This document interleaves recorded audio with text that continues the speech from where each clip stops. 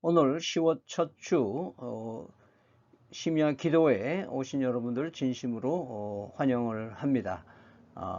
오늘은 하늘의 사랑과 기쁨 속에서라는 타이틀로 바이블타임 10월호 30쪽에서 31쪽으로 나누겠습니다. 먼저 찬송가 38장을 부르시고 이어서 박소울 성도께서 기도 인도해 주시겠습니다.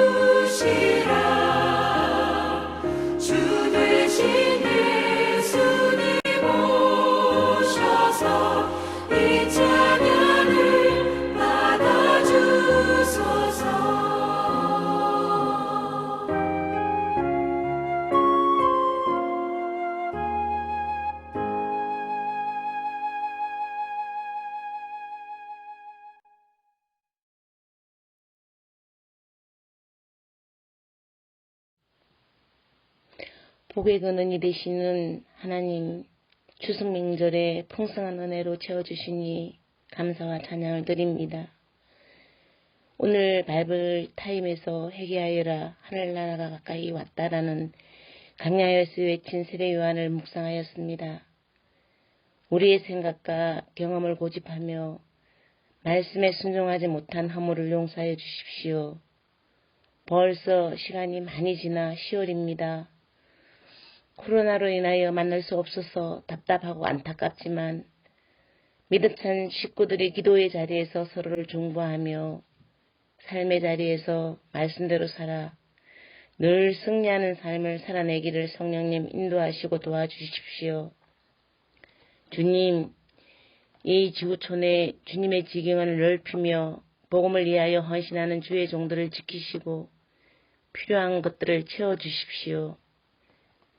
우리의 생명이 다하는 날까지 하나님을 사랑하며 감사와 기쁨으로 고난의 시간을 잘 감당하게 인도하여 주십시오. 이 시간 주께서 예비하신 말씀의 복을 사모합니다. 집중하여 기도하게 하시고 임마누엘 하나님을 만나는 시간이길 소원합니다. 하나님, 준비하시는 목사님 늘 함께 하셔서 힘들며 지치지 않도록 성령님 늘 도와주십시오.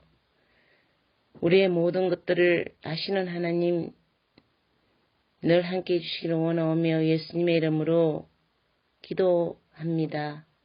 아멘. 오늘의 말씀 마태복음 3장 13절에서 17절까지 말씀입니다. 이때에 예수께서 갈릴리로부터 요단강에 이르러 요한에게 세례를 받으려 하시니 요한이 말려 이르되 내가 당신에게서 세례를 받아야 할 터인데 당신이 내게로 오시나이까? 예수께서 대답하여 이르시되 이제 허락하라. 우리가 이와 같이 하여 모든 의를 이루는 것이 합당하니라 하시니 이에 요한이 허락하는지라. 예수께서 세례를 받으시고 곧 물에서 올라오실새 하늘이 열리고 하나님의 성령이 비둘기같이 내려 자기 위에 임하심을 보시더니 하늘로부터 소리가 있어 말씀하시되 이는 내 사랑하는 아들이요 내 기뻐하는 자라 하시니라. 아멘. 오늘의 관찰 질문은 예수님이 요한에게 세례를 받아 성령이 어떻게 내렸습니까? 이렇게 되는데요. 그림에 있는 것처럼 비둘기같이 임하셨다 이렇게 되어 있죠. 사실 비둘기는요 날 짐승 가운데 유일하게 제물로 드려지는 것이죠. 이것은 노아의 홍수 때에 물이 줄어든 소식을 그 잎에 감람나무를 따가지고 오는 비둘기로 전해지면서 특별한 동물로 이렇게 기록되어 있습니다. 그러므로 하나님과 화평의 기쁜 소식은 비둘기 같은 성령에 의해 적절하게 전해졌다라는 뜻을 내포하고 있습니다. 하나님이 그리스도 안에서 세상과 화해하신다는 것은 비둘기의 날개를 타고서 우리에게 전해지는 기쁜 메시지로 상징되어 있습니다. 오늘의 묵상을 나누겠습니다.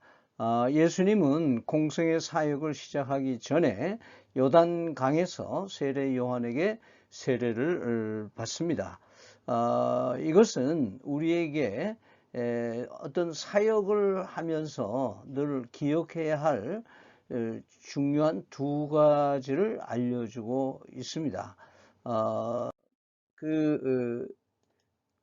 첫째는 우리의 사역을 통해 하나님의 의가 이루어져야 한다는 것이죠.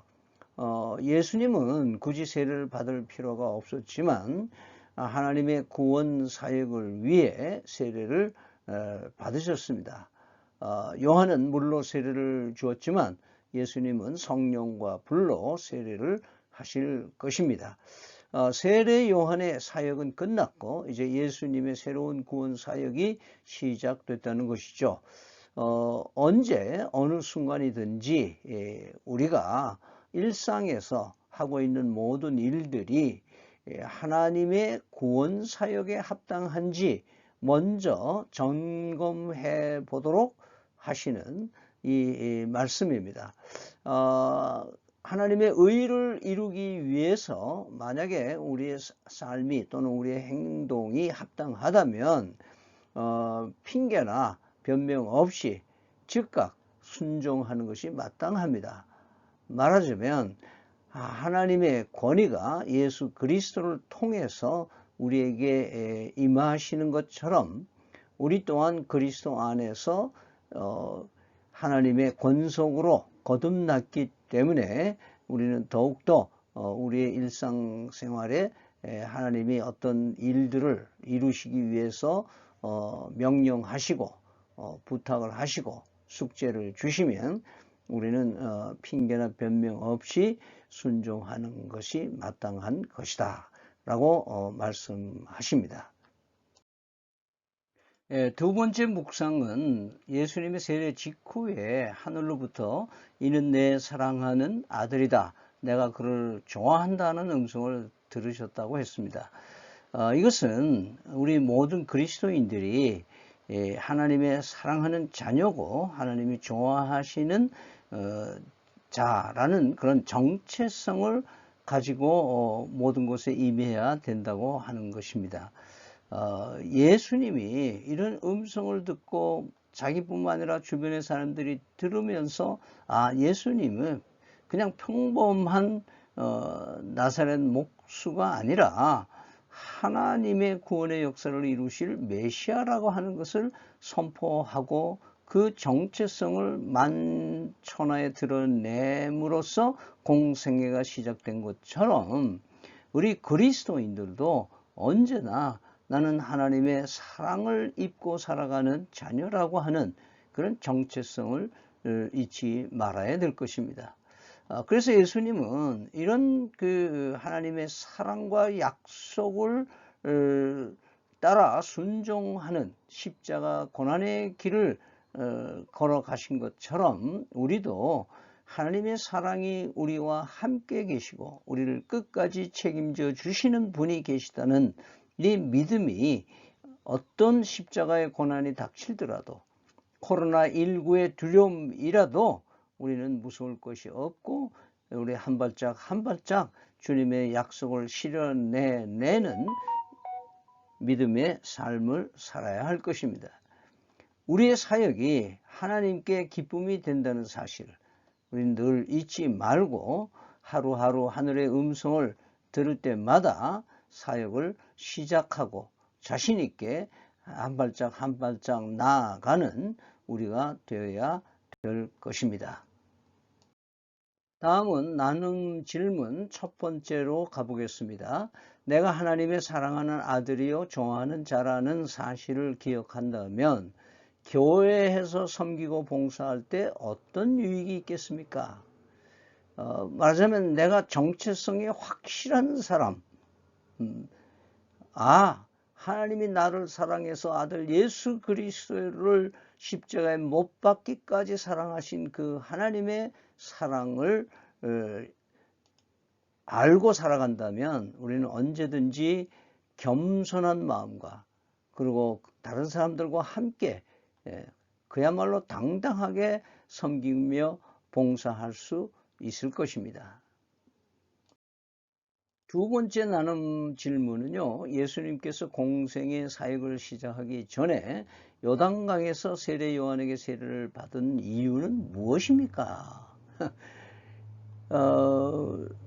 예수님의 권위가 하나님 아버지로부터 왔음을 알려주시는 거죠.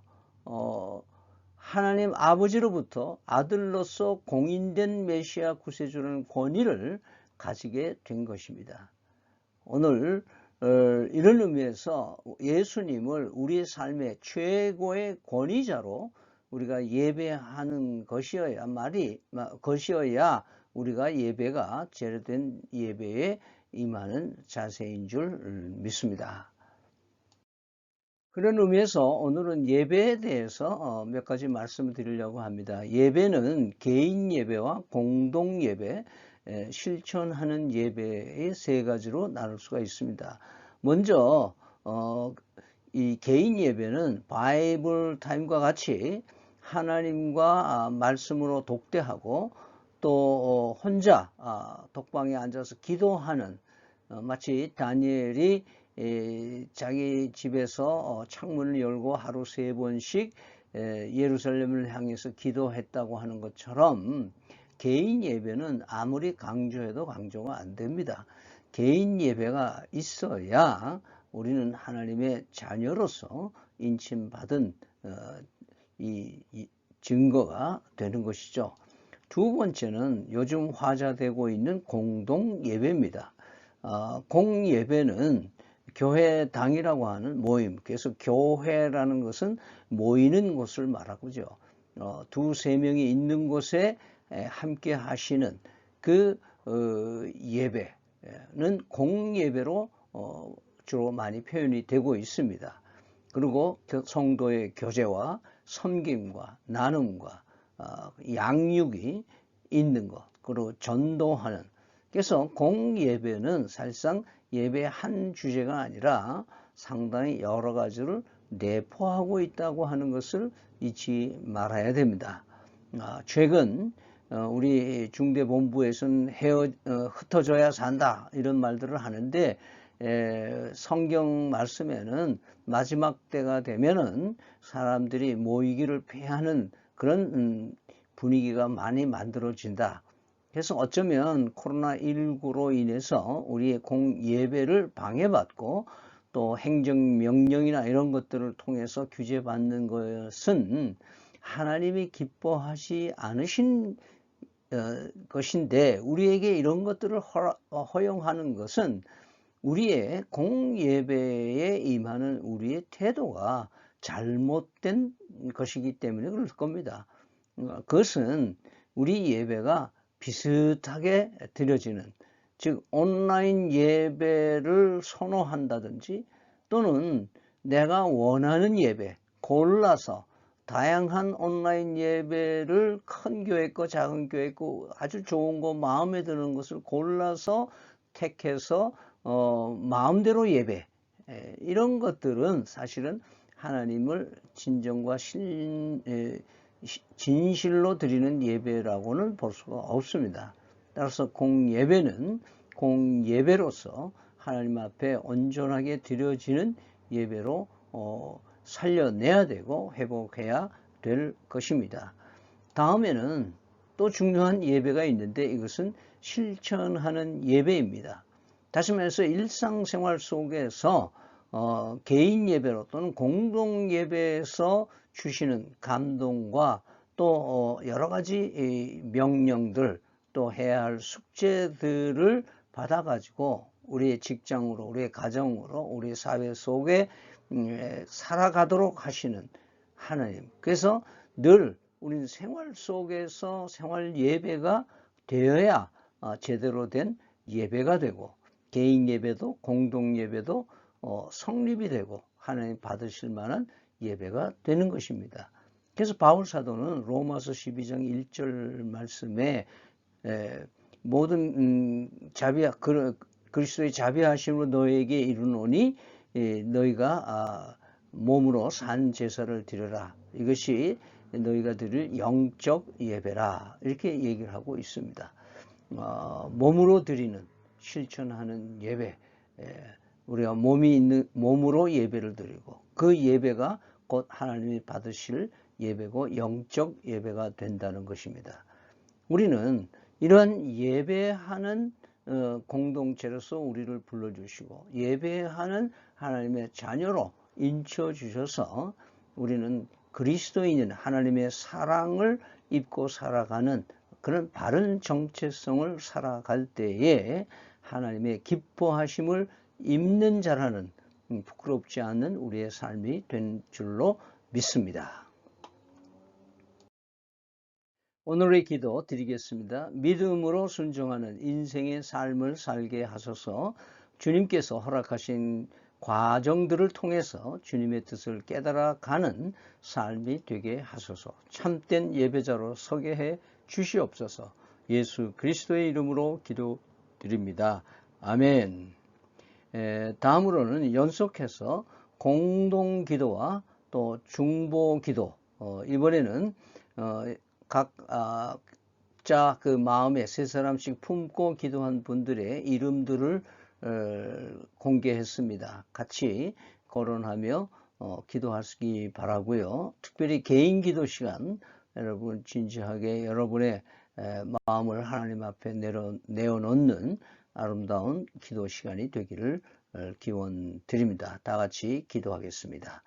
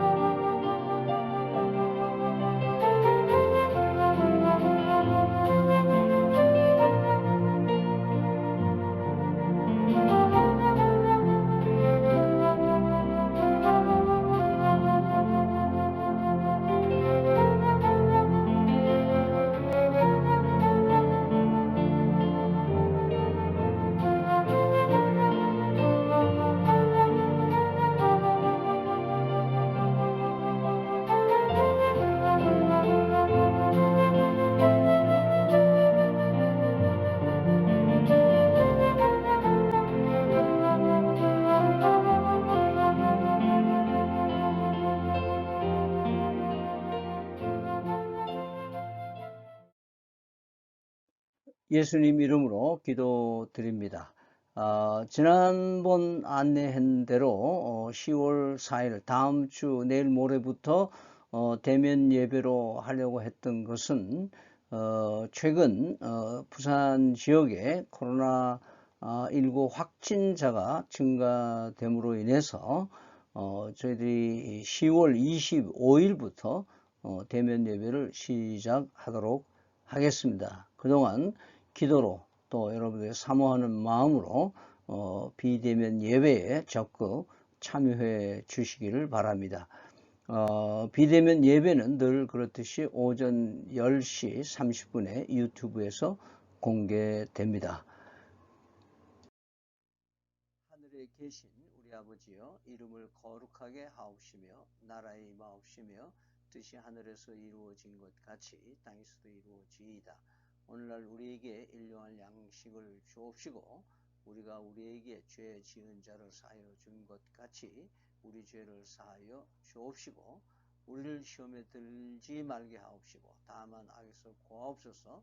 대개 나라와 권세와 영광이 아버지께 영원히 있사옵나이다. 아멘. 감사합니다. 그리고 축복하고요. 사랑합니다. 주일날 뵙도록 하겠습니다.